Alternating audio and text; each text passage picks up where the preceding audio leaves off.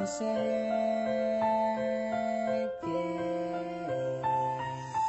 pagsulat, kusang siniga kanta, ikaw lang gid, permi akon ginauna.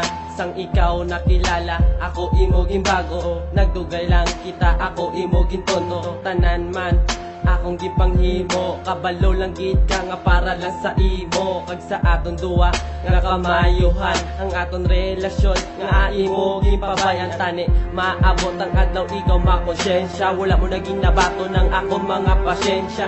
Gingguba mo na gid ang tanan-tanan, hindi mo lang kubi girl maintindihan. Kung bala mo lang ang ako nabatyagan, sa imo gipanghimo ako ginasakitan. Ang ako mga barkada permi lang gatingala, wala na ko gakaon kapinta kong banyaga.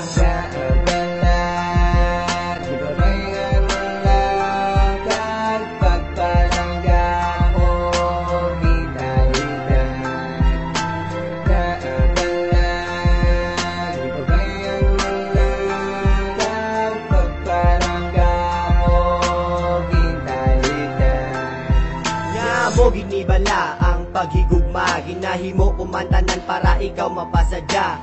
Ginsulat ko ni para madumduman mo ang aton mga plano, wala gid may nahuman. No, sa langgit girl lang ako ginapangayo, tani mabalik ka na amo lang na ginapangamuyo. Adlaw-adlaw tagid ka ginapaminsan, antis magtulog at tanawgid ko sa mga stars. Kung bala mo lang, korte na ko kahidlaw, sa imo nga mga hugs, kapin pa kong tugnaw. Gusto ko mabatian ng tingog mo kung mabukaw, pati nagid girl sa imo nga mga kadlaw. Antis ko ni tapuson, gusto ko lang mabalaan, nga as tanan-tanan ako pang gibutigan.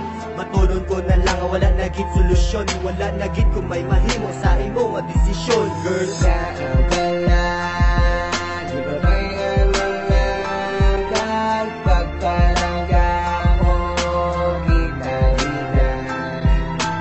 Sa abala, di ba bayan mo lang pagpalangga mo kita-kita.